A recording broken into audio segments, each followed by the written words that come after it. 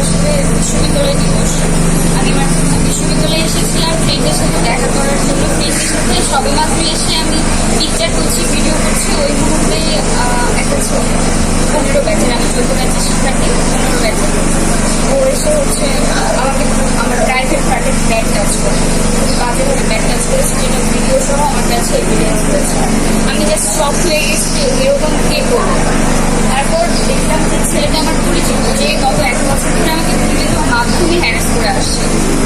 ফোনে, তারপর হচ্ছে মেসেঞ্জারে অনেক অনেক আজে বাজে টেক্সট পাঠাই। ফোন একটা নাম্বার ব্লক করি, 10টা নাম্বার থেকে ফোন দেয়। অল টাইম এভাবে বিরক্ত করতে থাকে। আমি কাজের মধ্যে থাকি, যে কোনো জায়গায় থাকি, ও আমাকে এমনভাবে ট্রিট করে যেন আমিও অনেক পরিচিত, আমার গার্লফ্রেন্ডও লিটারেলি আমাকে বাজেভাবে টাচ করে এসে বলছে কি অবস্থা বল, আমাকে এরকম একটা কথা। এরপর আমি প্রক্টর অফিসে এসে অভিযোগ দিয়েছি। প্রক্টর আমার অভিযোগটা নিয়েছেন এবং স্যাররা আমাকে সাথে সাথেই বলেছেন যে অভিযোগ করো, আমরা অভিযোগটা নিচ্ছি।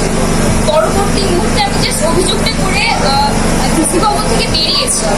আমার ফ্রেন্ড ছিল আমার সাথে, বিলাস, ও আমার বিভাগের, আমার ব্যাচের, আমার ব্যাচমেট।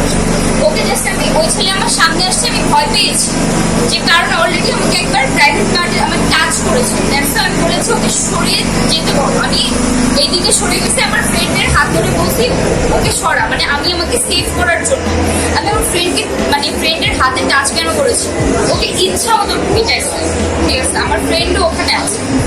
আচ্ছা, আমরা একটা জিনিস দেখলাম যে প্রক্টর রুমে উনি যে ছেলেটার নামে আপনি অভিযোগ দিচ্ছিলেন, সে বলছিল যে আপনি তার গার্লফ্রেন্ড, তার সাথে পূর্ব কোনো সম্পর্ক ছিল বা এরকম কিছু? দেখে দিই, এই হচ্ছে ছেলেটা। টেক্সটগুলো আপনারা ব্লার করে দিন, কারণ হচ্ছে খুবই বাজে টেক্সট, এগুলো তো পাবলিকলি দেখানোর মতো না।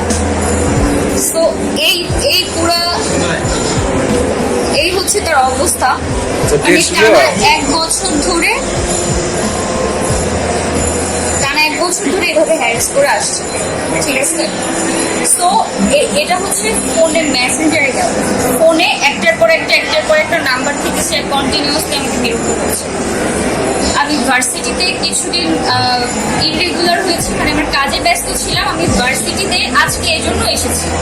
তো আজকেও আমি আসার 10 মিনিটের মধ্যে কোথা থেকে নিউজ পেয়ে আমার সামনে চলে আসছে, এবং এরকম একটা আমার সাথে আনএক্সপেক্টেড, আমি টোটালি এরকম ঘটনার সম্মুখীন আমার লাইফে হই না। এবং আমি সাথে সাথে ওকে থাপড়াইতে শান্ত চত্বরের এক পাশ থেকে আরেক পাশ নিয়ে গেছি, মানে আমার হাতগুলো এখনো ফুলে আছে। ঠিক আছে, প্রক্টর অফিস থেকে কি অভিযোগ গ্রহণ করেছে, তারা কি আশ্বাস দিয়েছে? বলেছে এটা ওনারা দেখবেন, ওনারা চোখে রাখবেন বিষয়টা। পরবর্তীতে যদি সেরকম আরো কিছু করে থাকে বেয়াদবি, তখন হচ্ছে মামলা করবে বা অন্যান্য আইনি স্টেপ আমাকে নেওয়ার জন্য। আর ওনারা এই বিষয়টা এখন নজরে রাখবেন, এতটুকু বলেছে। আপনি এখন কি চান? আমি অবশ্যই স্টেপ, কারণ এটা তো যদি আমাকে এসে বাজে একটা সাইড টক করতো, আমি সেটাও ছেড়ে দেওয়ার মতো মেয়ে না। আর ও আমাকে ব্যাক টাচ করেছে, সুতরাং এটা তো ছাড়ার কোনো প্রশ্নই আসে না। এটা হয়তো অনেকের কাছে অনেক সহজ বিষয় হতে পারে, ঠিক আছে, কিন্তু আমার কাছে না। কারণ আমার পুরো ভার্সিটির মধ্যে, আমি যেহেতু মিডিয়াতে কাজ করি, এখানে অনেকেই ছিল যারা আমাকে চিনে, আমার সাথে পিকচার তুলছিল, আমার ফ্যান ফলোয়াররা ছিল, তারা আমার সাইডে দাঁড়ানো, তাদের মধ্যে আমার সাথে এরকম একটা অনাকাঙ্ক্ষিত ঘটনা ঘটে যাবে, এটা কোনো ইজি বিষয় না। আপনি কি বলতে চাচ্ছেন যে আপনার শ্লীলতা হানির চেষ্টা করেছে? অবশ্যই। আপনি তো দেখাচ্ছেন যে আপনার মেসেঞ্জারে অনেক মেসেজ দিয়েছে বাজেভাবে।